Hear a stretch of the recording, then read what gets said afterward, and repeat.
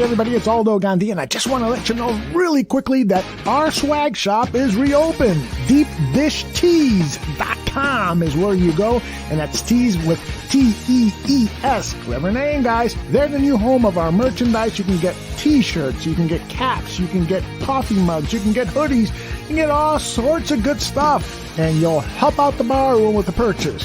So head over to DeepDishTees.com.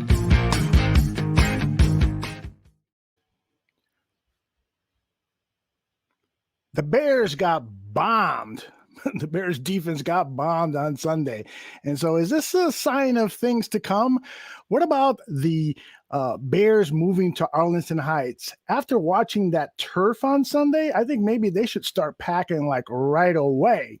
And what about the fact that the Bears made no trades today on the deadline of the NFL trade? So let's talk about that with Tyler Ellis and John Buffone.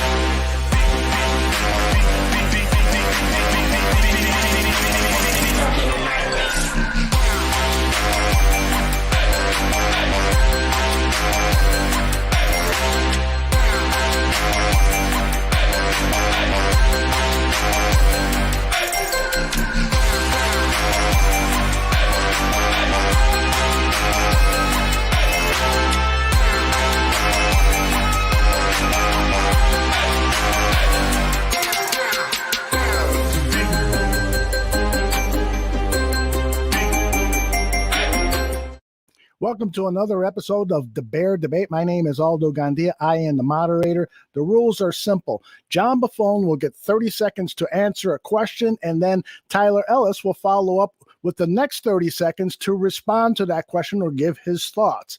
That's how the debate works. We'll snake our way through 10 questions, and we're going to have a lot of fun doing it. Let me introduce the fellow combatants now. It is John Buffone and one side. How are you, John? Oh, I'm feeling great, Aldo. The Bears are stagnant and boring, but we never are. So I'm ready to jump into this. He's already on fire. Tyler Ellis, brother, how you doing, man? Hey, it's like fight night, right, John? This is all we got to look forward to. This is it. This is good. You guys do look like you're ready for action. And do you guys like prepare for this at all? Or do you just come in here after a workout at the gym ready to combat? Tyler, what do you say? I mean, honestly, two things. One, I rewatched the Bears game so I get angry again. So like that gets the veins going right there. Then I do 10 push-ups. And then I get my baby oil. Can't do a show without the baby oil, brother. Of course not. Well, and I never know what the hell he's going to say, so how am I going to prepare for that? I don't know what I'm going to be bouncing off of, so yeah, it's just, whatever. I'm just like, you know what? I'll just go off of what he says, and I'm going to see if I can make sense of it. All right. Well, we gotta review this game on Sunday, so some of the questions at the top of the show are going to have to do with that fiasco. So, guys, if you're ready, why don't we get started? All right. The Bears defense was bombed by the 49ers offense. Explosive play after explosive play. So you've looked at the tape. You've had a chance to mull it over.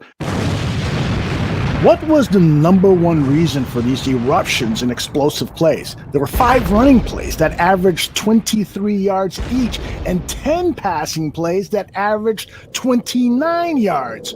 Was it Sean Desai's play calling? Was it the lack of Khalil Mack's presence on the field? Was it Eddie Jackson's early departure due to injury? Was it something else? Was it all of those things? John, start us off. Well, much like everything else with the Chicago Bears, everything kind of goes wrong at the same time. Of course, not having Khalil Mack hurts. Of course, not having the safeties in there hurts. So I do think Sean Desai got outwitted by Kyle Shanahan. I keep looking at that screenplay on 3rd and 20, and if you watch the play, look how many 49ers are out blocking in front of Deebo Samuel. Yeah, he's an explosive runner, but it was a numbers game too. There were just more 49ers than there were Bears. I don't pretend to be a big X and O guy, but I think that's bad. I think we always try to find one thing that went wrong when in reality a lot needs fixed.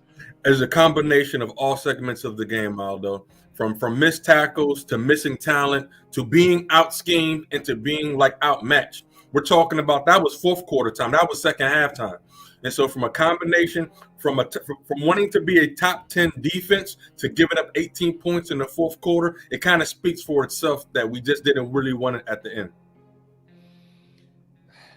Yeah, I think it's hard to really debate that back and forth. When you look at that game, you look at that tape, and you say, wow, everything was pretty bad.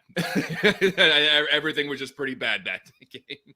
Indeed. I mean, and it just got worse and worse and worse as the game went along. I mean, we did our Bear football halftime report, and we were pretty, convinced that we were going to win this game. But the 49ers came out and scored, and they scored, and they scored, and they scored, and they really made the Bears defense look pretty bad. Yeah, and I think there was some foreshadowing there at the end of the half whenever that big 50-yard pass down to set up a field goal at the end of the first half. That was kind of foreshadowing like, uh-oh, things are getting a little more loose. Things are getting a little more vertical. We were hoping that the Bears would get more vertical, and unfortunately, it was the 49ers. Yep. And this is one. Well, we're going to talk about the playoff race and whether we're in it or not. But this is one that if we miss the playoffs by a game, this is the first game I will think of this loss to the 49ers, because you got to win against San Francisco. You just have to. Yeah, we'll wait to the playoff race. We'll talk about that later. Okay, let's move over to round 2. The Bears' defensive line totaled 7 pressures, but never got to Garoppolo, much less sack him. Do you see the lack of a pass rush, that dominating pass rush that we saw earlier in the season? Do you see that being a potential issue moving forward for the Chicago Bears? Or was this just an aberration, something that we can forget about in Pittsburgh? Tyler, this time you start things off. Absolutely not. You don't forget about it unless you're going to do something about it. Pittsburgh may be having their issues, but Pittsburgh is not like they're not going to let you come in and take their candy. That is a team that has a head coach that I wouldn't mind being in Chicago, but I have to give credit to credit's due. The Shanahan zone blocking scheme, they know how to block. On top of that, there was a lack of a dominant pass rush because there's no scheme to get anybody in, to get somebody open. They did a great job blocking us, but with Khalil Mack not there was no pressure, nobody to get him down. Well, let's just look at the last 3 games. They got 3 sacks against the Packers, 0 against the Bucs, and 0 against the 49ers. The last game that Robert Quinn and Khalil Mack actually played together was in Green Bay. Quinn was off against the Bucs, Mack was off against the 49ers. If they both get back on the field, you're going to see an increase in pressure. I don't think that's a groundbreaking take, but I think just having Quinn or just having Mack isn't going to be enough. We saw it last year when Quinn wasn't really producing and it was all on Khalil Mack. It seems like the Bears just really have to have both these guys on the field. Which also means there's no system. There's no Oklahoma outside stunts designed to get somebody out and open to take advantage of a true one-on-one. We saw Youth Check just come in and plug Roquan Smith whenever he needed to be. And so we just thought there's no depth. So Khalil Mack, who we thought is getting up there in age and taking a step back, there's nobody being groomed, developed to be the heir apparent, which holds value for Khalil Mack. But I just truly believe that we have to give credit to the 49ers because they are a good blocking team. And we saw these guys not as scared. They weren't afraid to go up against Roquan Smith one-on-one because there was a couple of times where we saw the sack coming, but it just wasn't there. Goldman and Hicks, I truly believe, started the game off great by being aggressive in the A-gaps. I saw that. But as the game continued, it was like we were a piece of steel, and they just chopped on us. In the fourth quarter, we had nothing left. Yeah, it kind of is obvious whenever the dog pile that got pushed over the goal line went about 6 yards with every Chicago Bear on his heel going backwards. I think that was a perfect encapsulation of what happened to the defense. Where's your confidence level, guys, with Sean Desai, the defensive coordinator? Everyone was down on him after week 1. Then the confidence in Desai started to climb. And then after the San Francisco game, I saw the confidence like dovetail down to the bottom where people were calling for his job. Where are you guys at with Desai? I'm just going to say this real quick. Sean Desai can't tackle for the players. And we saw all these screens. I saw the reason what happened. It really missed tackles, Aldo. We probably had double-digit missed tackles. Sean can't do that. Sean would love to go tackle for them, but he can't. To tackle, you have to be willing to get off your block. That means that has to come down to work ethic. And so that's on the players to want that for themselves. If every single player was on a 1-year contract, if your missed tackles accumulate to your game check, I guarantee you would have a different outcome. But the fact that they get paid anyway, that's why. So my confidence in Sean Desai is still high because it's still a great man who knows his team. You know what I mean? He knows his team. He knows his players. I mean, at the end of the day, players got to execute. Even on that screen pass, nobody got off their block to go him in behind the line of scrimmage. And so at the end there was 2 blockers for every Bear on that play. I mean, but there you go. But we have seen ugly playoff teams find a way to win ugly, John. And the Bears aren't a playoff. The Bears aren't a playoff team, right? And so yeah, I'm not on the throw Sean Desai overboard. I'm not with that either. I think that he did get out-coached by Kyle Shanahan. I think Kyle Shanahan is a very good offensive mind, and Sean Desai being a first-year play caller, he was going to hit some bumps. He got railroaded week 1. We saw that. He adjusted. He got a little bit better. This week against the 49ers, he didn't have it. It wasn't there. And to your point, when the players aren't producing and the scheme isn't up to par, you're going to give up 33 points. Oof. Boy, just you guys talking there brings up so many more questions, but let's move on to round 3. Pro Football Focus states that Kindle Vildor and Duke Shelley were torched. Each of them gave up over 100 yards in coverage. Vildor was targeted 7 times, allowed 5 catches for 105 yards. 4 of those were for first downs. Shelley allowed 117 yards on only 3 catches. Guys, I want you to evaluate these 2 cornerbacks. Are they building blocks for the future, or are they just blocking the Bears from success? John, go.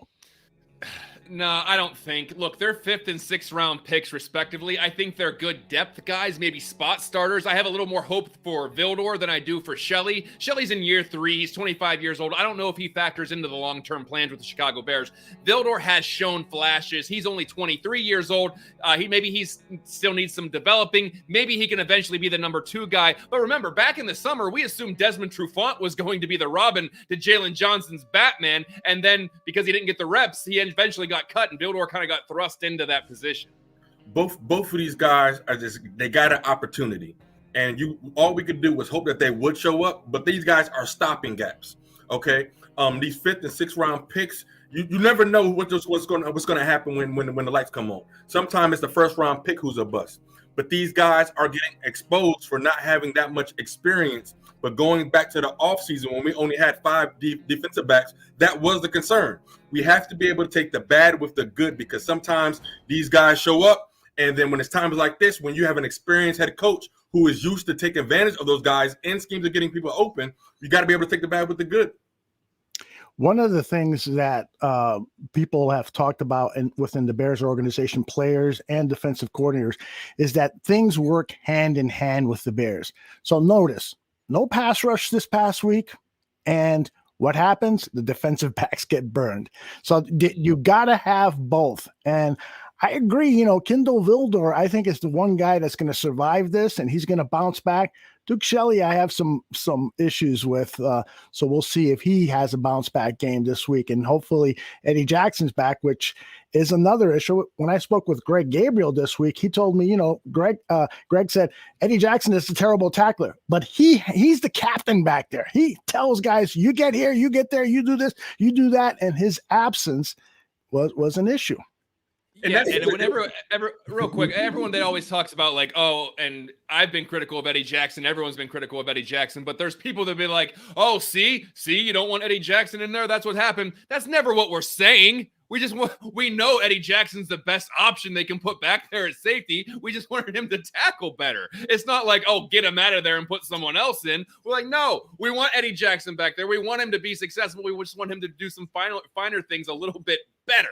So, yeah, I don't think there's anyone arguing that, oh, see, I told you that they needed Jackson back there. We all know that Eddie Jackson needs to be back there. We all know that Eddie Jackson has to be really good back there as well.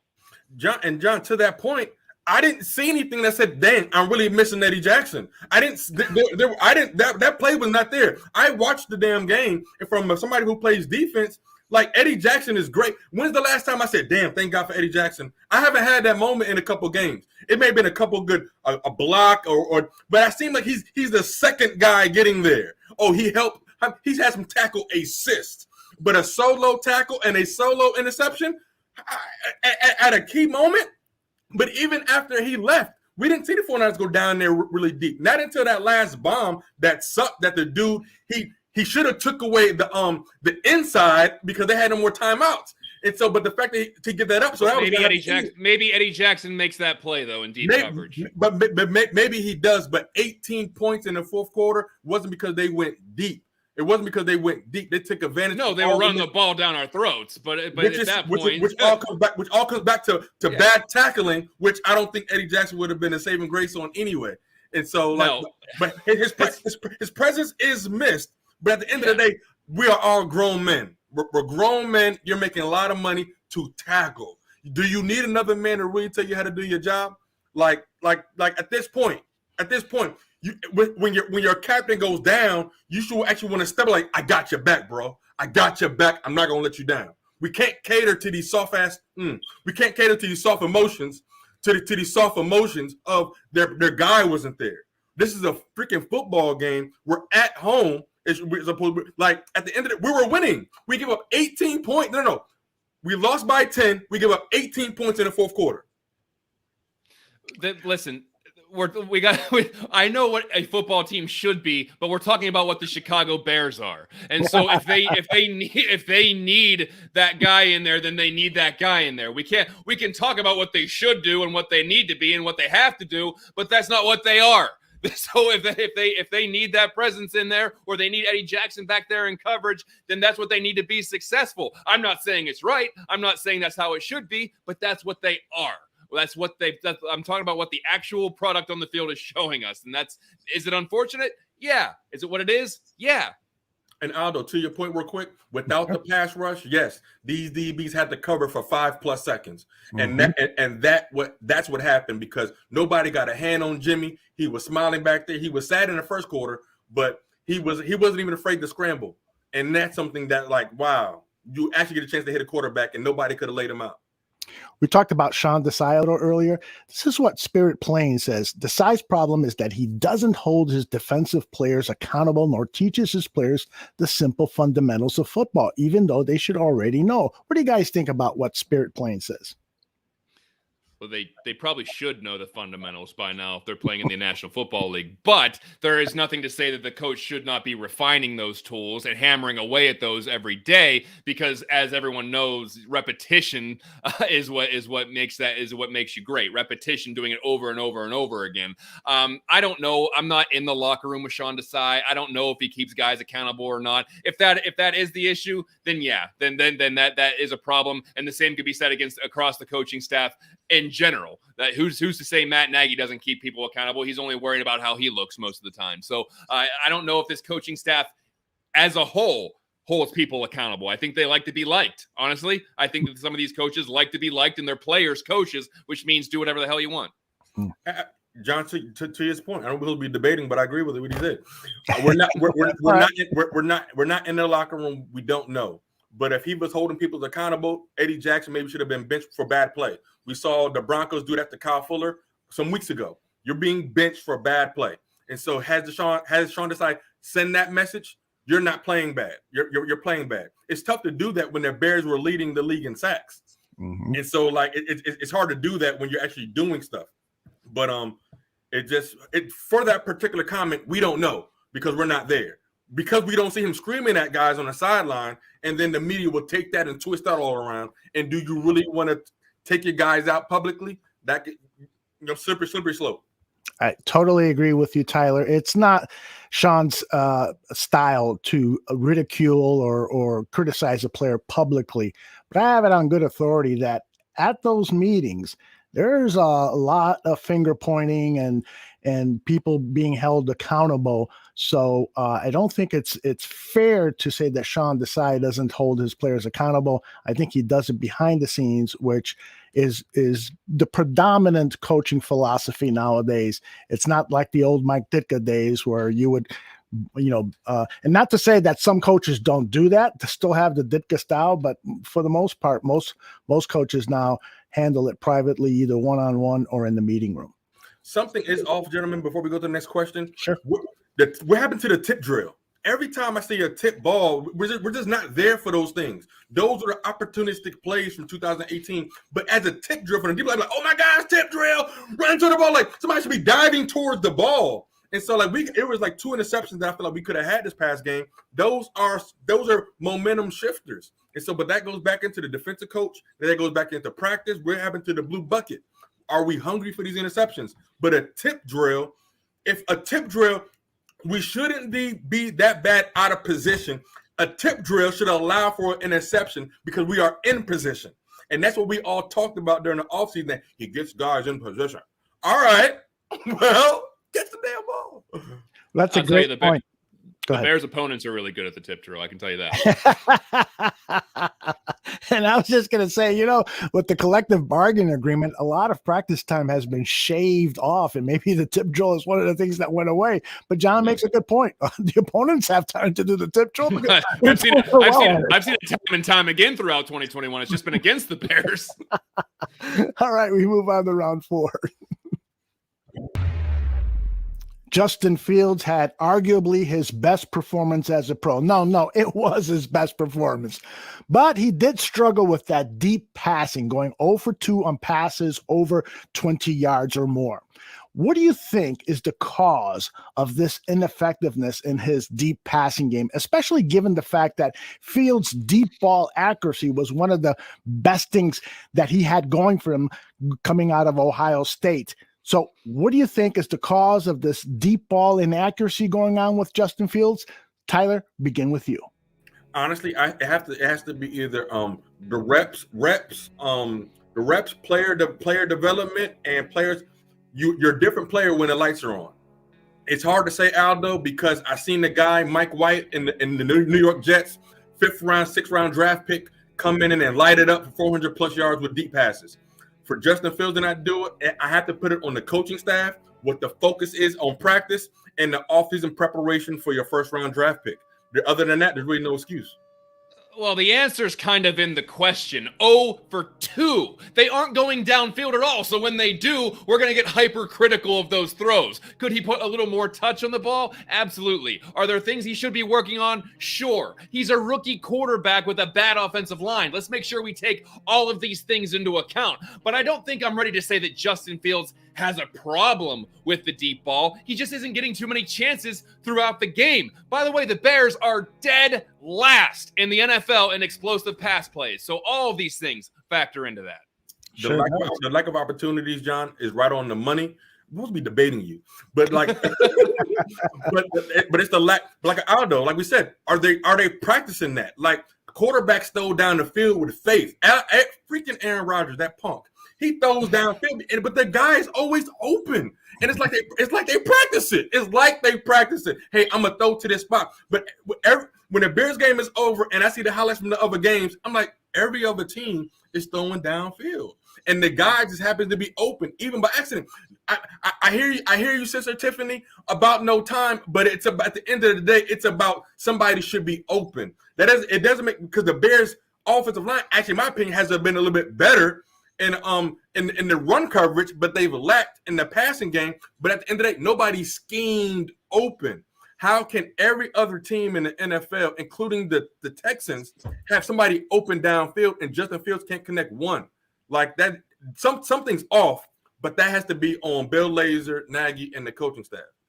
And there is something to be said. You're damned if you do and you're damned if you don't, because if they bring in some of that max protect where we see Alex Bars get brought in sometimes, by the way, he got punked on a max protect player in that game, but that's neither here nor there. If they bring in a max protect, they have extra linemen, then all of a sudden you only got 2 people running routes and you only got 2 options and they're not open downfield. Or if you spread it out, we see what happens when they go with 5-person protection. They get blown off the line when they go against a decent pass rush. So it's a little bit of personnel. It's a little bit of scheme. It's all whack. It all needs to be completely wiped clean and started from scratch.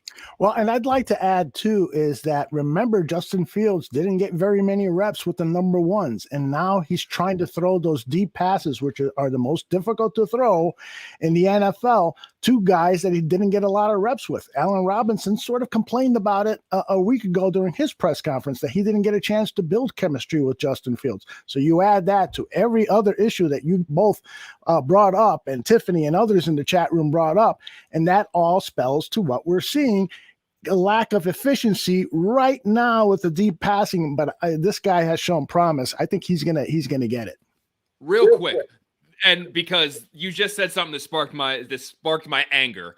How big of a waste of time was training camp, by the way? You spent all those months saying Andy Dalton's our starter. We got to get Andy Dalton to run this offense. We're going to get him all the ones reps. We're going to get him a good chemistry with the receiver. That whole training camp was a waste. Because you lasted 2 weeks before Justin Fields got thrown in there like we thought might happen, and all of a sudden he's got to build chemistry with the ones on the fly. What a waste. What was your game plan? And if you think this was your game plan, I know Andy Dalton got hurt, but then he got healthy and you stuck with Justin Fields. So that entire training camp of getting chemistry down with Andy Dalton and Allen Robinson and all the other ones was a waste, because all you did was you set back Justin Fields' time with the actual starters. It's hard to debate that, right, Tyler? All right, let's finish off the first half with this next question here, round 5. And let me find it first because I think I lost it. There it is. Jesse James had a brilliant catch for a touchdown in Sunday's game. He is now only the second Bears tight end with a touchdown reception this year. The other is Jesper Horsted. That's right. The tight ends who are 3rd and 4th on the depth chart have the only touchdowns for the Chicago Bears. In fact, Jimmy Graham has only 1 catch this season. So what's going on with the tight end position? John, start us off. Well, it's the same damn thing that always happens. No one in this franchise knows how to use the weapons that are on the roster. So you got to have Jimmy Graham back. You got to pay him his money. 1 catch. You got to use your top pick in 2020 to bring in Cole Kmet. And the biggest thing that people are talking about with Cole Kmet is his evolution as a blocker, which is not always what you want to hear about such a high draft pick. But Jesper Horsted and Jesse James, they both have a handful of catches this year. That's what you kind of would expect from them, but you wouldn't expect that they'd be the only ones with touchdowns. I think it's probably good for my mental health if I just don't think about it, actually. I see an increase coming with the tight end usage. The one thing to Cole Kmet's credit, he's very good at blocking. And so, like, it's I'd rather have Cole Kmet blocking Bosa than Jesse James blocking, because the other way around, that touchdown doesn't happen. So Cole Kmet is doing things without the ball, just like in basketball. They said, can you move without the ball? So Cole Kmet, for me, is showing his value. He wasn't able to bring in that 1 catch, but I'm actually encouraged about the development just when he passed 2 games. But this game specifically with the tight end usage, because Cole Kmet, I like this kid. I for something about it. It may be more, I hope, more than what I've seen. But Cole Kmet, I feel like he's going to be a big asset to this team if he can be used correctly. Please, dear Lord, if we can get a tight end coach that actually can institute some routes for the tight end, I would love to see Cole Kmet catch a 40-yard post route and let Cole Kmet be able to run in space rather than have to come down with a jump ball. Even though I believe he would be good at that. He's a pile of bricks he can block. He checked Bosa one-on-one. Bosa didn't want nothing of that. That was highly impressive. That touchdown does not happen without that block. And thank goodness for Jesse James, who had some preseason success with Fields that is actually showing up in the offseason. Those other, I'm not going to waste my time talking about dead cap because we got tons of dead cap to talk about. It truly is what it is. But I'm glad this game that we were able to see that Jesse James and Komet actually do something. I'm not ready to punt on Komet. I have hope that he can be a good contributor to this team. I'm just tired of hearing that the biggest thing that's coming along with him is his blocking. That's not why they drafted him. I don't believe they drafted him to say, wow, this guy can be a great blocker. You don't spend your top pick in 2020 because they didn't have a first round pick. So their top pick in 2020 was on Cole Komet. And if they wanted somebody that can block, they should have taken a lineman, because that would probably have been a lot better usage than what they're doing right now. And so to your point, how much of this usage is scheme? How much of this is not being able to scheme the tight end open? Or is it Cole Komet on his routes, which I see in the chat room? He does look kind of stiff on his routes sometimes. He does have a little bit of the drop season, crucial situations right now. So you'd hope to see that develop. He's in his second year in a very stagnant offense with quarterback turnover. He goes from Trubisky to Foles to Dalton to Fields. So I get it. There isn't a lot of help. There isn't a lot of contributing factors to his success.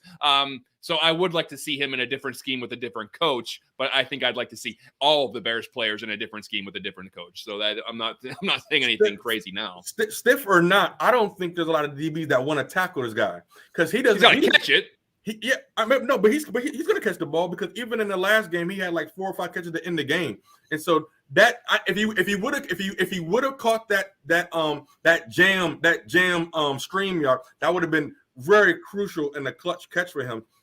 But not too many people want to tackle him, and so I believe he's going to get the catches. But John, to your point, we're just now starting to use our tight ends, and so once again with more repetitions underneath, I feel and he's coming open. He may be running stiff, but like at the same time, when I saw him come open, Field just went the other way. He went further downfield, which I'm not going to argue with. And so it's just consistency. We're going to build on these things. I like Cole Komet. I see the comparison down low. That's funny, but I like Cole Komet, and hopefully we can just get him some nice imagination with using him. And it sucks. It's not his fault that the offensive line is what it is. We have to use him like him because with the regular offensive line, there is no blocking. And so if Justin Fields imagine Justin Fields with 5 seconds to throw the ball.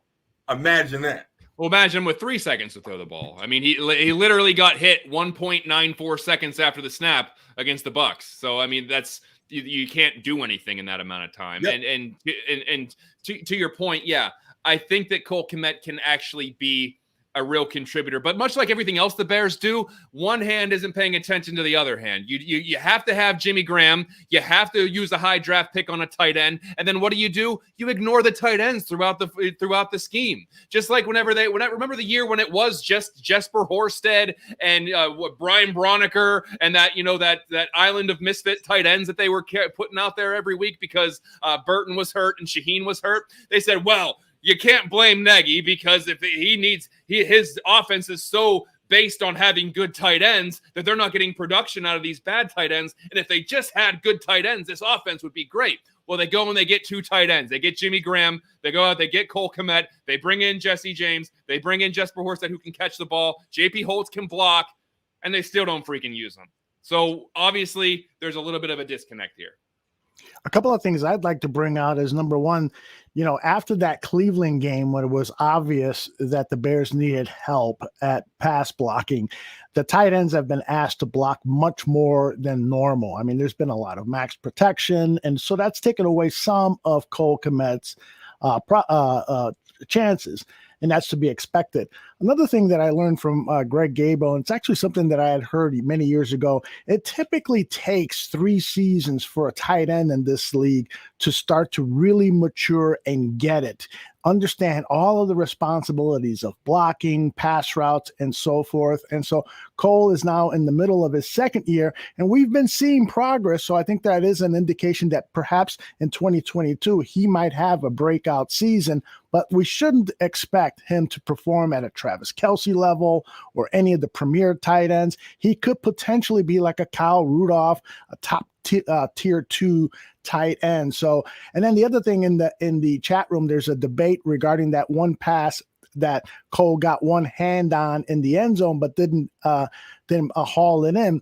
Coach John DeFilippo, the quarterback's coach, did say that Justin had a little bit too much heat on that pass, and that was something that Justin himself said in the post-game press conference. He wished he would have taken a little bit off. So, I mean, I was very critical, if you saw my tweet about that, of Cole, but I can understand that perhaps it should have been a little softer pass for him to make that one-handed catch. I don't like that excuse that you threw the ball too hard because you're trying to get I don't like that excuse at all, especially if you're throwing it to a guy who's 260 pounds. I get it. But he also could have bodied that ball a little bit more. If it was one-handed, and I'm not a receivers coach, but I feel like whenever you go in there, you can kind of body that ball a little bit more and have a better chance of some surface area there to bring that ball in. I think he really just tried to do the whole bear claw, tuck it out of the air and then bring it in, and it didn't work. I think if you use your body a little bit more, which is not the way you're supposed to catch with two hands, but in that situation where you got a guy draped all over you, you gotta create some surface there to catch it. So I don't like. It did have some heat. Even when Justin throws the ball, I think he looks like a pitcher to me, which is dope. He looks like a pitcher to me. Every time he throws the ball, he's throwing some heat. It's like it's zooming out of there. Even on that deep, I was like, oh my gosh, that's a beautiful fire. But like that was like a 5-yard, it was like a 7-yard pass. It was like a 7-yard pass. And so throwing that, Cole had to jam the DB or jam the linebacker, then turn his back to him, make sure the DB or the linebacker can't get the ball, which was great. So you got those responsibilities, and you're doing all of that within 6 seconds, then to turn around. And so it's like run up here, jam him, turn around. Like that's a lot when you got a ball come at you 80 miles per hour. So I know, but if he feathers that ball in, then what happens then? Yeah, I know, but Cole, that's why I said just a little bit off. Perfect scenario, a little bit off. I know it's hard to talk about. So the ball needs to be thrown to Cole perfectly every time. No. It's not about perfectly because the horse step pass wasn't perfect. That was actually covered, and so it was all situational football. I just think for that particular play, he had to jam him. Theoretically, I would have just Cole catch the damn ball. If it touches your fingers, catch the ball. That's the rule of football. But it was far. It was fast, and it was a little bit further outside. Whatever.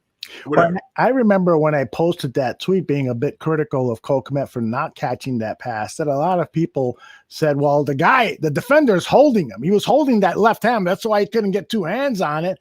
And when you look at the replay, it could have been a holding penalty. But again, we're not going to do any rants on the referees this week. We'll save that for next week after the Steelers game. What's the point? Yeah, exactly. We have gone through one full half of the Bear debate with these two gentlemen, Tyler Ellis and John Buffone. It's been a blast, but the second half, I got a feeling it's going to be even better, and we'll get to it right after these messages. Fantasy football players, who do you start? Who do you sit? Find out every Sunday morning at 10:15 on the Fantasy Football Guru Show on the Barroom Network.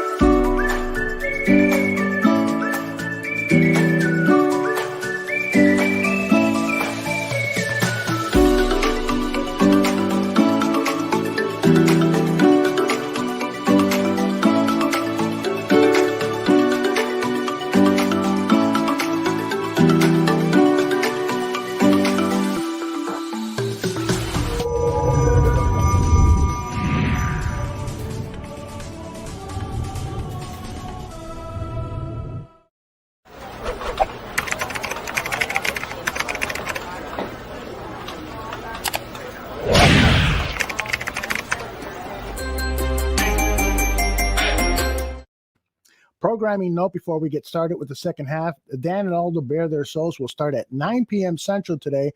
Dan's got to work a little late, so we're going to start a little later, and we've got a great show planned for you. The other thing I want to mention is Deep Dish Tees, TEES.com.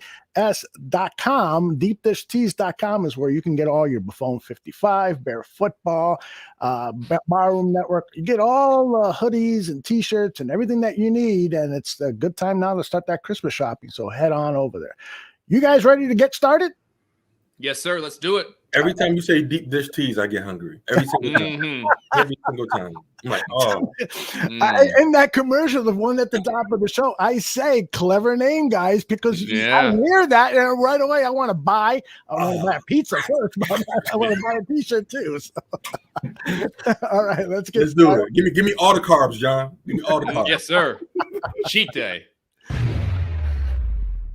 Last season, the Bears lost 6 straight games, but they rebounded to win 3 of their last 4 games and make the playoffs.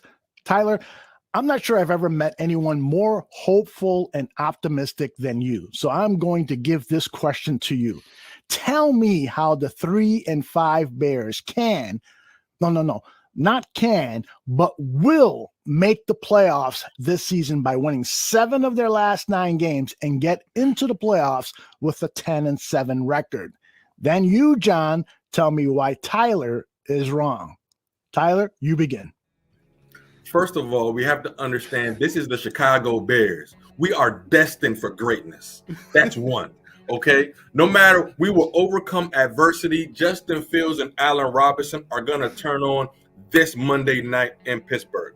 Allen Robinson will have over 100 yards with a touchdown catch this season, and that's going to continue in steamroll. The Chicago Bears, Justin Fields will have 400 yards passing for each game for the rest of the year with multiple touchdowns, and that's how it's going to happen because we're gonna kick the coach out of here and do it ourselves. Oh, you almost sold me on it, brother. Listen, Tyler is wrong because I don't think he actually believes that. Look at the schedule. It's full of teams that are even way better than the 49ers. So let's do a little prognosticating. If they were to achieve a 10-7 record, let's give them wins against the Steelers, Lions, and Giants. Let's be just very generous and give them all 3 of those games. Then they will have to take 4 of 6 from the likes of Baltimore, Green Bay, Arizona, Seattle, and Minnesota twice. There ain't enough positivity in the world to convince me that that's going to happen.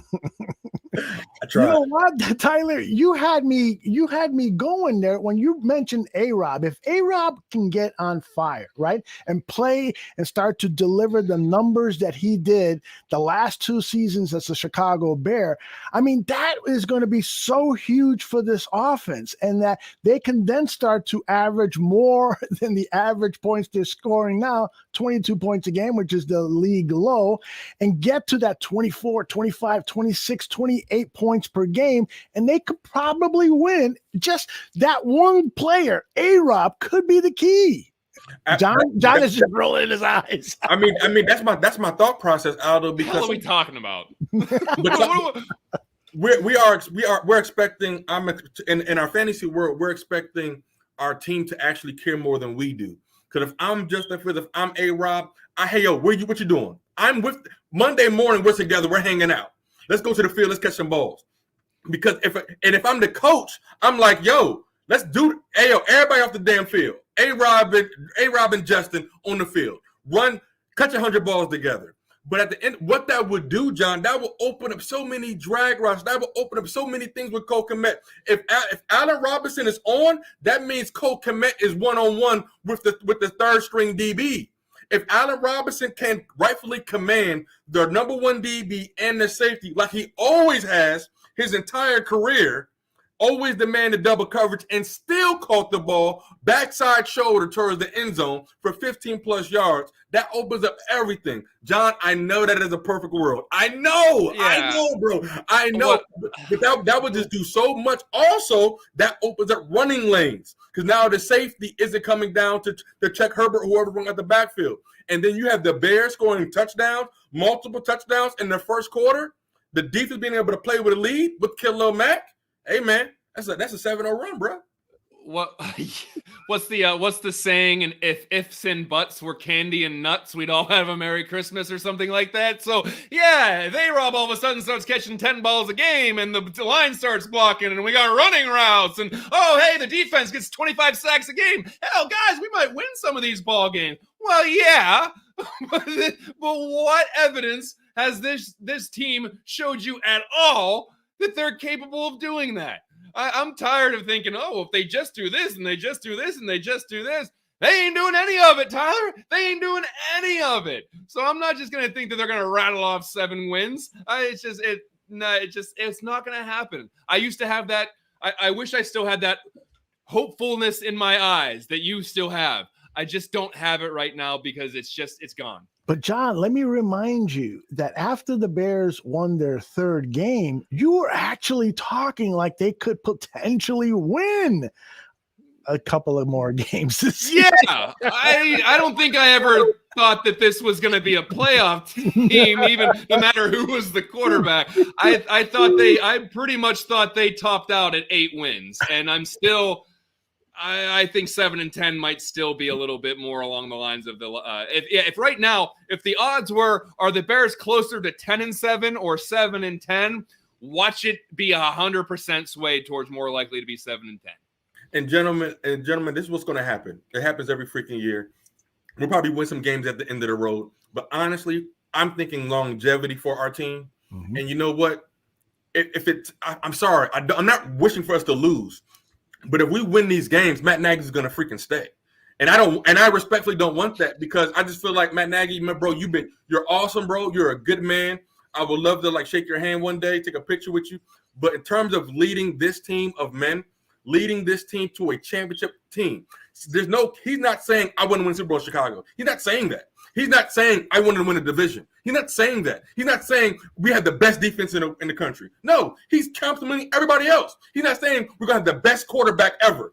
Justin Fields, he's not saying that. He's not proclaiming his team. And I respectfully want a coach who's going to cast a vision that we're going to go forward. He's been talking about the why for so many years, but the why is the damn Super Bowl. And that's not being talked about, and that's not being talked about enough. So therefore, why win these games, Aldo? Because it's like no, we need to rip the Band-Aid up. We have to go to bat. We have to be able to accept what's about to happen. If we lose the next 7 games, I won't be upset. All right, this is what we expect because it's a false positive if we do win the next 7 games. I don't believe you, bro. I don't believe you. You're only doing it because you're going fired. But you should have thought about that week 1. Why is your team not prepared for Sunday? Why is your team not prepared for Sunday at this stage in the game? We saw. I don't want to go too long, guys. Keep me off, but we saw the Jets. Look how the Cardinals marched down the field against the Packers. They marched down the field. They had a 2-point drill prepared to score. Kyler Murray has only been on the league for how many years? It doesn't matter about the talent stuff. It's the fact that there was a system in place for him to learn. And the Packers barely walked out of there with a W. Aaron Rodgers still Aaron Rodgers, but the fact of the matter is there's no system in place. So therefore, it's time to roll. I hope we don't win 7 games in a row, but I still want the Bears win. It's hard. I don't want to root for a loss. I know. Nobody does. That's the twilight zone we're in.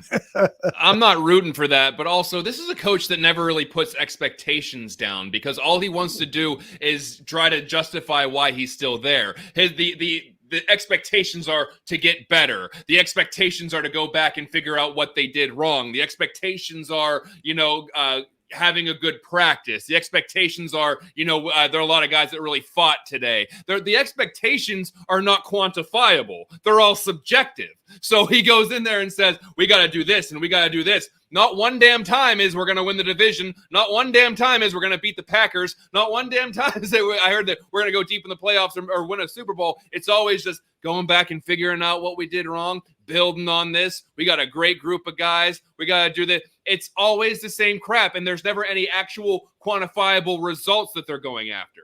So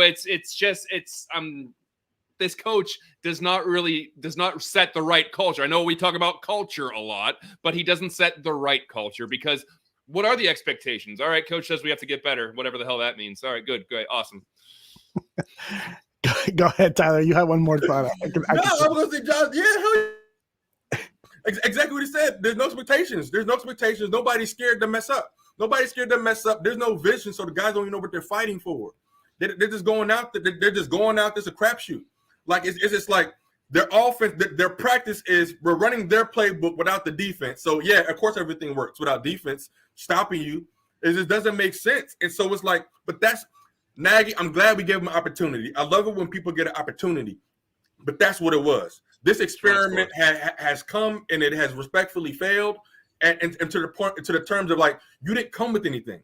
You were false as advertised. We bought the hype. You got Kansas City to the playoffs or whatever it was you did, but and your effort to lead men and come in with the offensive system that you could call plays in, you don't have that, bro. There's no sustainable record of success that I should trust you with this historical franchise moving forward with this quarterback who is a top 10 talent. Well, just think about it, Tyler. One more thing before we move on.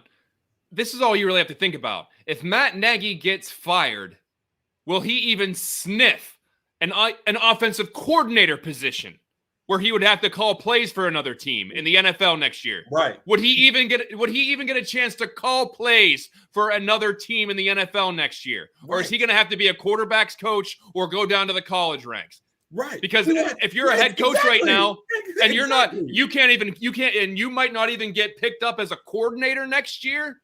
What does that say about what you really are and what the Bears are really expecting? Exactly. What team says I want that Bears offense?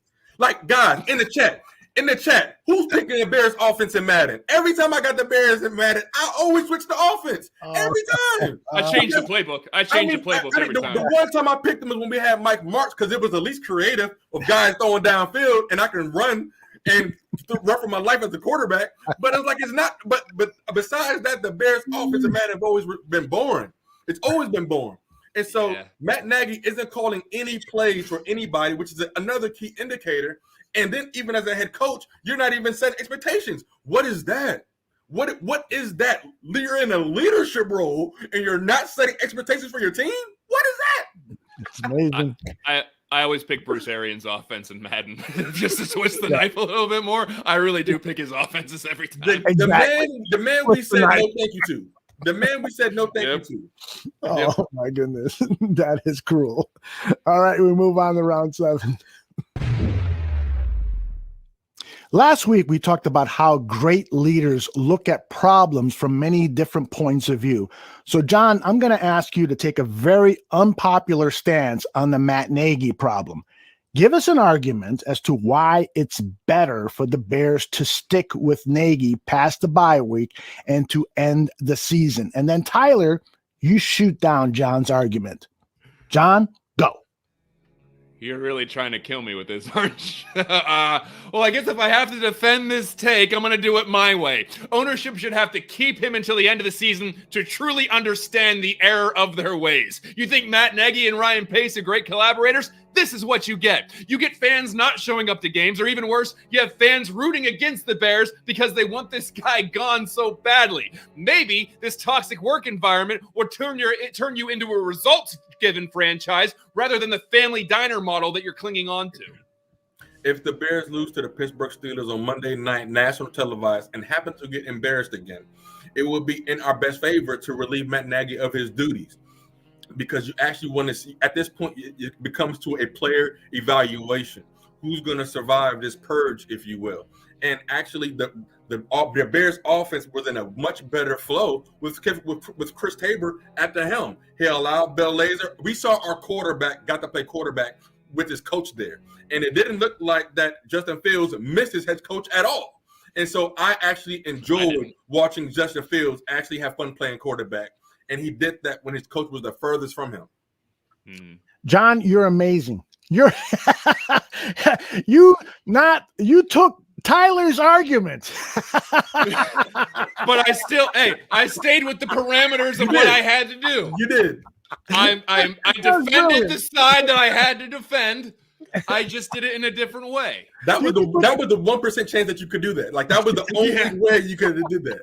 You think we could find anyone in the city of Chicago who would defend Matt Nagy to come back and coach this the final year of his contract? I don't think so. I'd love to hear that. I'd love to hear the argument. I would just love to hear it, just see what kind of mental gymnastics you have to do to say, this is our guy. This guy's going to be hoisted Lombardi in Chicago at some point. I want to hear that argument. Let me try this.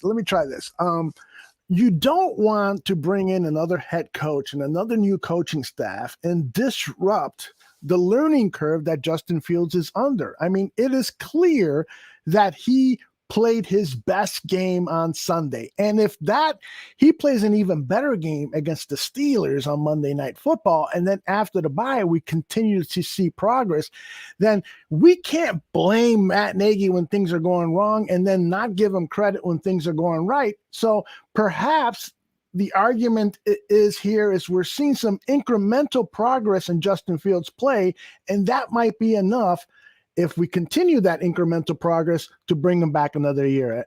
I can tell you don't believe one freaking thing you just said. You don't believe one word that just got spewed out of your mouth. Not one. Not one at all. I was like, huh? I was like, no. I appreciate the effort, and you may have convinced a few people, but oh my Lord, he had his best game when his head coach was nowhere near the stadium. So I think that's a little more telling. Yeah, I was watching the guys on ESPN's Get Up, and Ryan Clark was saying, listen, I don't want to say that Justin Fields had his best game when the coach was nowhere near, but if it looks like a duck and it quacks like a duck and it's paddling its feet under the water like a duck, then it's a duck. Yep. All right, it's not a coincidence. No. Let's move on to round A. Maybe I got a better question there. Today was the final day the NFL allowed deals to be made for the season, and the Bears made none. Tell me why this is a good thing or a bad thing. Should the Bears have started rebuilding by moving some players, just at least to shed some salary? Or did they do the right thing and continued the hunt for the playoffs? Tyler, start us off. I was hoping it was John. But I think it was a good thing. I mean, because honestly, I was getting frustrated with a lot of tweets that I was seeing today. Because of the lack of leadership, everybody was willing to get rid of Allen Robinson, get rid of David Montgomery. And I'm like, what the heck is that? I feel like get a new coach in here, allow them to properly evaluate what they want to do going forward. I don't want this coaching staff deciding who leaves and who goes right now. Maybe even Ryan Pace. We've been critical of Ryan Pace, and so therefore I want to give somebody an opportunity to do a pure evaluation. I think they did the predictable thing. Matt Nagy and Ryan Pace are on their last legs, so why would they sell off assets for the next GM and head coach to use? I would have liked them to be somewhat of sellers. I would like them to try to get some draft capital back, because when you're a bad team and a rebuild is on the horizon, most of the time you'd like to get some draft picks to help you, I don't know, rebuild. So the Bears are an average aging team with not a lot of draft capital. Could there be a less ideal situation? Yeah, that is the sad, sad truth. I was actually thinking that there might have been a chance that they would have moved Andy Dalton, who is the type of quarterback that, a Sean Payton could say, you know what, I while Taysom Hill is going to be the starter when he comes back, but I know that with Andy Dalton, I've got a veteran who can pick up the playbook quickly and can get to work at being the backup to Hill, and he's much more trustworthy than Simeon, even though Simeon had an excellent game on Sunday. But you just can't expect, after other coaches look at tape of that quarterback, you can't expect him to continue that. So I at least expected with Nick Foles on the squad, I at least expected Dalton to be moved for a 5th or 6th rounder, but even that didn't happen. There wasn't even a rumor of a Bears trade. That's pretty sad. No, and I thought that he could maybe go to Dallas, depending on how bad Dak's injury is. And obviously Andy Dalton knows that system. He played in that system last year. They must feel pretty confident that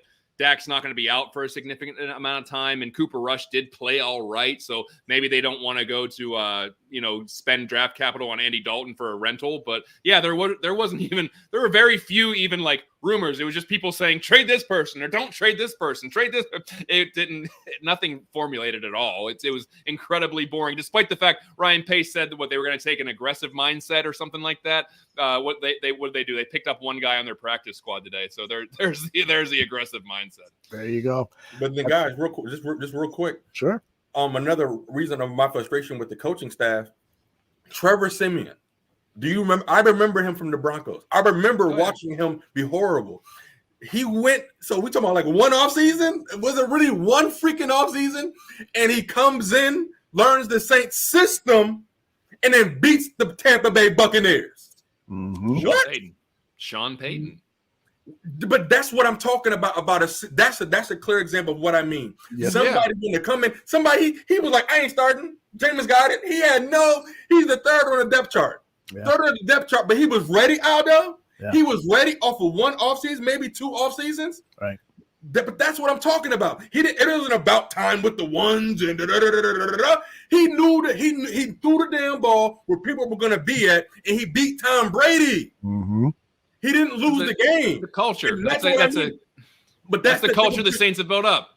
That's the difference, and that's why I'm mad the Bears didn't trade for Sean Payton. That's the one trade that should have happened. That's the one trade that should have happened, because that's all I cared about. Because I mean, even when Sean Payton was going through, I'm like, damn, can the Bears get him? Because he's a visionary. Yeah. He's a visionary, but his offense now at this point if something happened to Sean Payton was gone for some time. I believe with it being sick or has some things, the team was still winning games. Yeah, because he's not egotistical. He shares his information, and the players know what they got to do. And when the Saints lose a game, the players, you could tell, like, man, we messed up, because the coaches have told them where to be, where to execute. And that's the difference. But for Trevor Siemian to do that against Tom Brady, that was very impressive. Very, very impressive. You might have a mini Sean Payton coming up through the ranks, and his name's Kellen Moore out in Dallas, where they up until the game started, they didn't know if Dak was playing. Cooper Rush gets thrust into the game, and he had to play, and he did all right. So Kellen Moore is another one of these guys that is one of those offensive-minded guys who was actually a quarterback for the Cowboys, and they basically just kept him around because they wanted him to be a coach. They were grooming him to be a coach from the time he was a player. So that could be another name that circulated around the Bears if and when they decide to part ways with Coach Nagy. All right. Well, let's talk about the other guy, Ryan Pace. This is round 9. Ryan Pace has been the general manager with the Bears since 2015. He's now won 45 games and lost 49. During his time with the Bears, only 7 teams have a worse record than Pace's.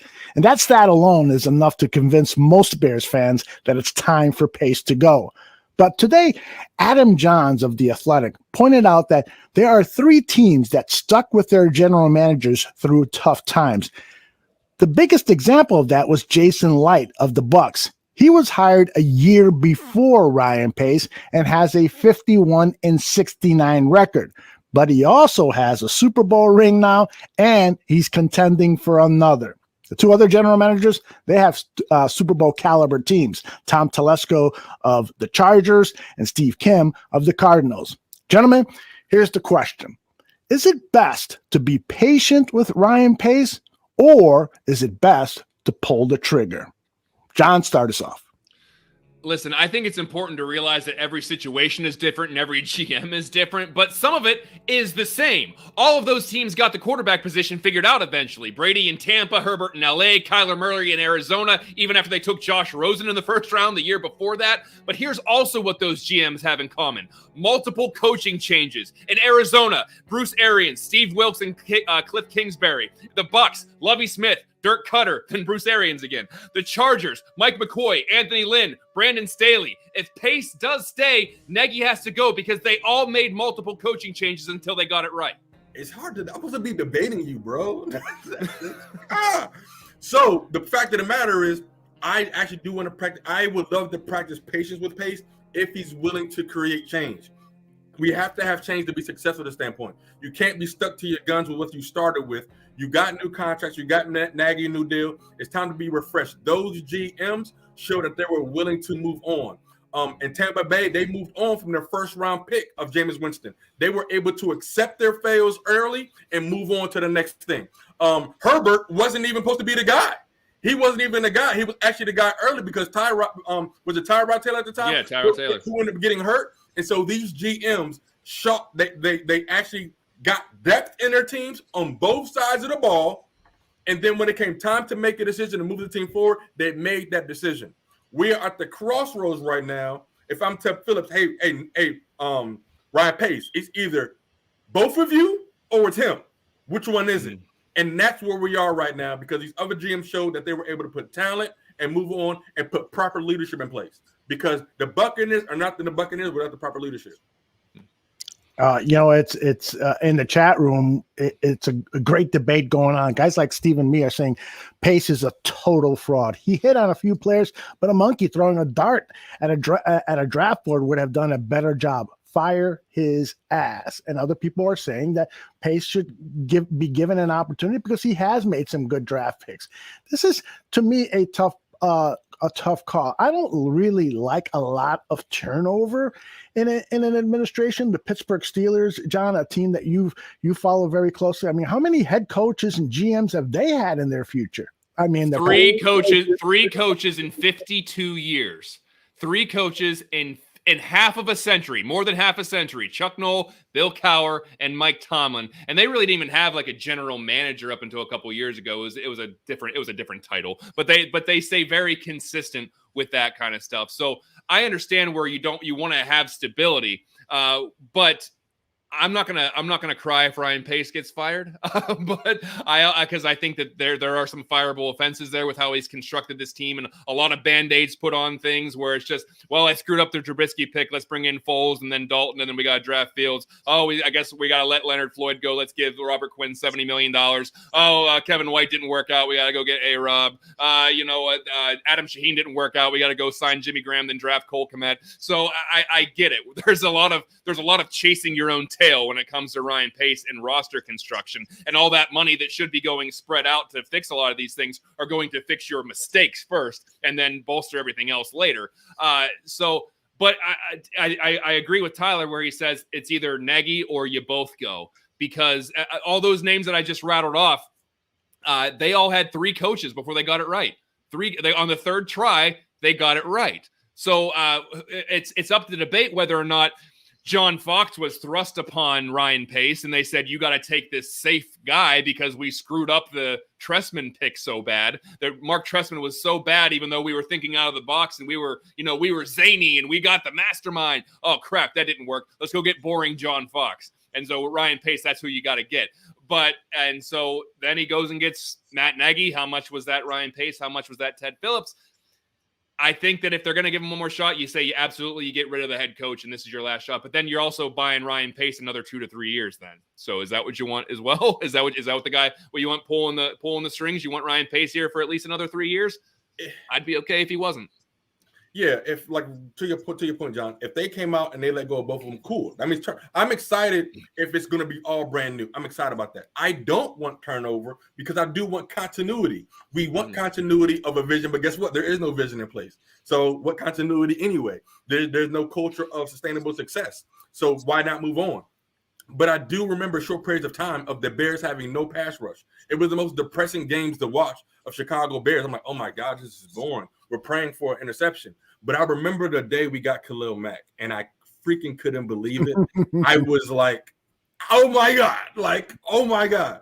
Can't believe that we got him. Can't believe we had the balls to go after him. And I was like, man, Pace, I was done with you, but you made a move, bro. You showed me that you're a regular.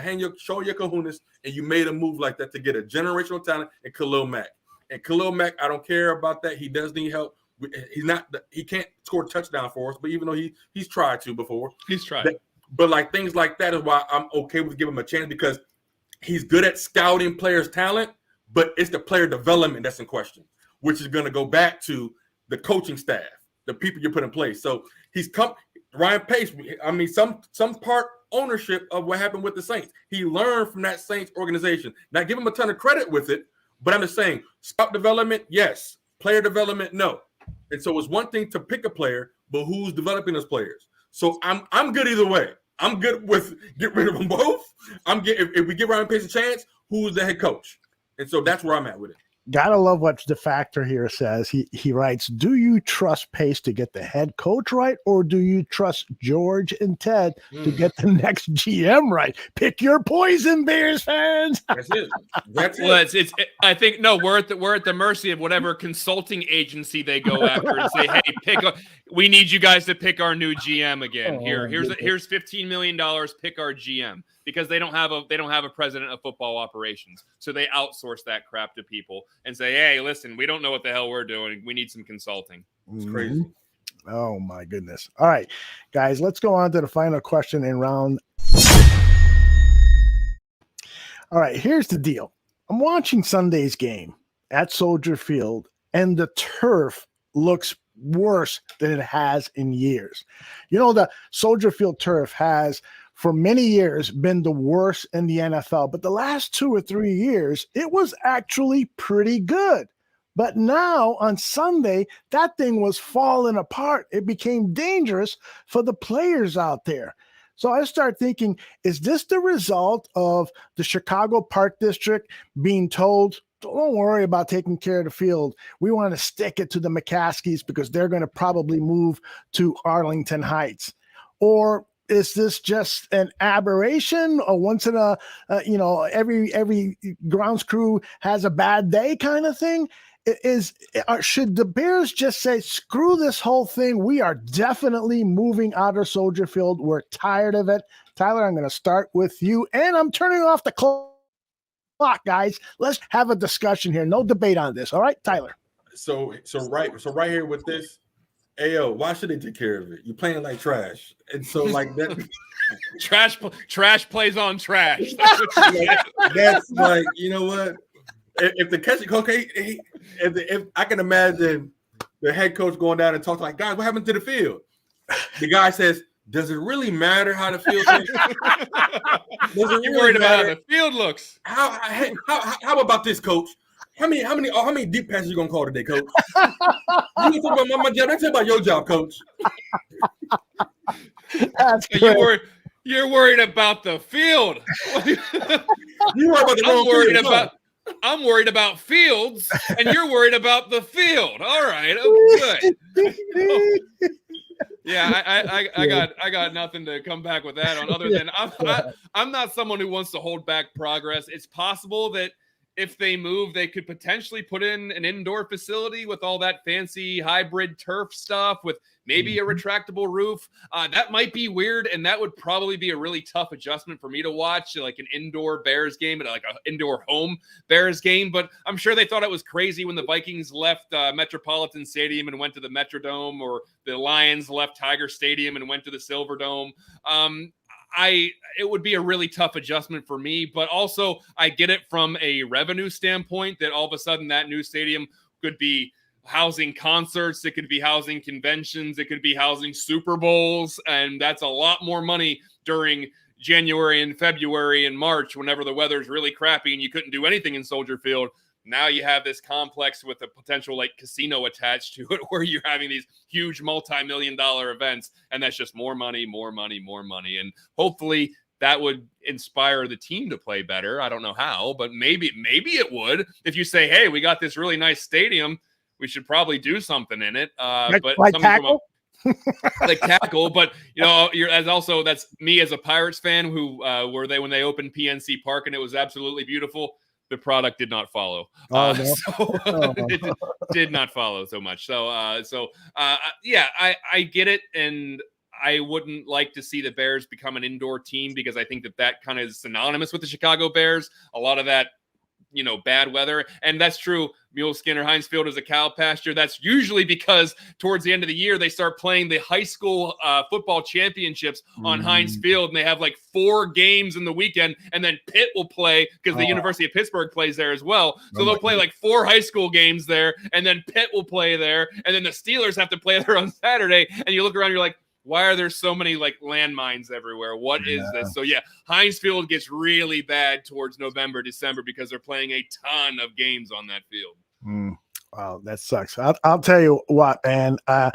I love the idea of the Bears playing in downtown Chicago, but it's time, man. It's time to build a state-of-the-art stadium. As long as the Chicago Bears organization is going to front most of the bills associated with that, I'm all for them moving to it. I don't care if it's in my backyard here in Arlington Heights or wherever. It's time for a new stadium. I'm tired of the Chicago Park District. I'm tired of the poor playing conditions. I'm tired of going to a game and have to deal with the poor parking conditions and so forth.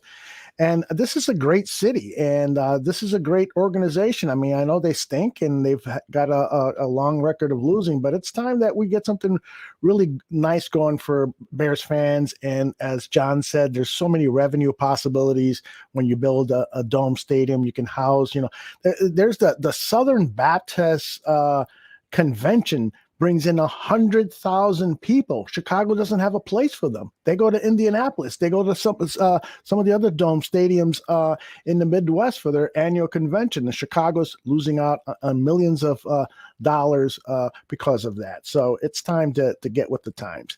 And let me tell you something, guys. You guys really brought it today. This has been my favorite episode of the Bear Debate and one of my favorite barroom shows of the entire year. And we've been putting out some pretty good work. So that's saying something. You guys really were on your A game today.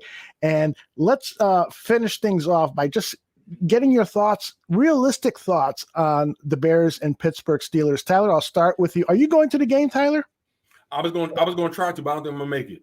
Okay, so I know John's going to be there. So Tyler, tell me, what do you expect you're going to see when you watch them on TV next Monday night? Oh man! Oh my God! Oh man! Hopefully, I just see a team that tries. I mean, I'm looking at the players. The coaches are the coaches, but at the end of the day, when it's kickoff time, it's time for the players that you're a man. Show up, play some football. I want to see some effort. I want to see, can we move the ball downfield? Can we just work on some things? I want to see, can Cole Kmet score a touchdown? I want to see Allen Robinson in Fields. Is that going to be an excuse what we didn't do in the offseason? Or are we going to learn under fire? Like, we're grown men. Run the route. I'm going to throw you the ball. Allen Robinson is a great wide receiver, in my opinion. And if we're not going to use him, somebody will. And so I feel like Allen Robinson is a great safety net for Justin Fields. When we talk about completing multiple passes, Allen Robinson is the guy who's going to do it for you. Darnell Mooney is showing up great with the drag routes consistently. And so I just feel like I want to see Larry Borom, who had a decent game somewhat, have another start. Let's see how that goes. And so with the Pittsburgh Steelers, we're taking advantage of a team who was a Super Bowl contender year after year. And so at the end of the day, I feel like our defense should get home, because we saw they actually came back and they took care of the Cleveland Browns, a team who took care of us. And so that's something to keep in mind. I just hope I hope it's a dogfight. I hope it's a dogfight, but I want to I'm invested interest in just my future franchise quarterback, something we've been looking forward to for forever. So my money's on Justin Fields to lead them, make some more highlights. And the better Justin Fields does, the better coaching, more people want to come here. And so I want Justin Fields to create more coaching, bring me the right coach. And so that's what I'm looking for. I can't give you a win or a loss. I hope the Bears win, but do I really want them to win? I don't know. Yeah, I'm going to be at this game, and I am originally from the Pittsburgh area, as many of you know. So many of my friends, even some of my family, are Steelers fans. So I will be deep in enemy territory watching this team hopefully spare me from just a barrage of texts and messages and just memes and all this other stuff, because the Steelers fans have it all, man. Tomlin's been there, 14 years and never had a losing season. They got 6 Super Bowls. They're constantly in the playoff picture. They're going deep in the playoffs. Their expectation is to at least make the conference championship game every year. They got everything. The only thing we got is we're doing pretty well in the head-to-head. I think we run the overall series 21-7 or something like that. We haven't lost to them since 2005 when the Steelers went to the Super Bowl. So the only thing that I can cling on is to some of these face these head-to-head matchups. So I really need this. I need this. Please pull this game off because I'm going to be there in person. I don't want to be in that stadium and watch the Bears get embarrassed. So please, I'm begging you, if you're ever going to do it for this game, please. Win one for John. Yes. I've put in enough. I've invested enough of my emotions. Just give me this one, man. Just give me this one. All right, John, why don't you give us some shout outs and finish us off here, and then we'll go to Tyler, and then I'll close the show. Go ahead. Excellent. Well, I appreciate everyone tuning into this edition of the Bear Debate. This is so much fun. I love doing this, and time flies whenever we're doing it. Tyler and Aldo are fantastic. We have a lot of fun here. And thank you so much to everybody in the chat room, whether this is your first time or 50th time, whether you're listening to the live version, the video version, the audio version, or the podcast version.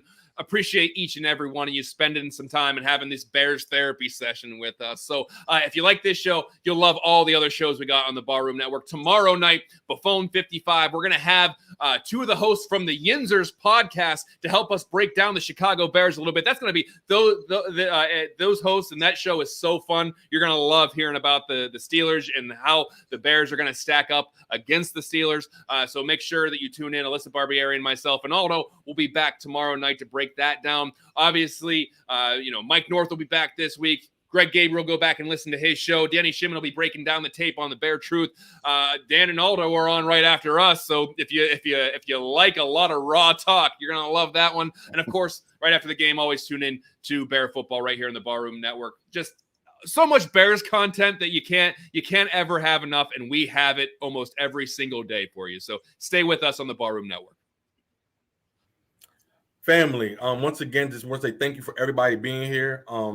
Even on Bear Football on Sunday, guys, I think we had over 1,000 views, over a couple thousand. So we just truly thank you guys spending your time with us. We do appreciate it. Smash the like button. Go ahead and subscribe so you always go. It's phenomenal content on this network, a month of shows. And win, lose, or draw, we're gonna be here. We're gonna be here Monday. We'll be here Monday night halftime, and it's definitely gonna be fun. What I will say is this. I'm hopeful for the future. I'm hopeful for the future, and I am truly excited about this young man, Justin Fields. He got to show what a talent that he is. And so between that, this show is incredible. I have the best co-host that you can have when it comes to just throw, when you come to sit on the ring, you just throwing blows, John. You just throwing blows. This is what it's all about.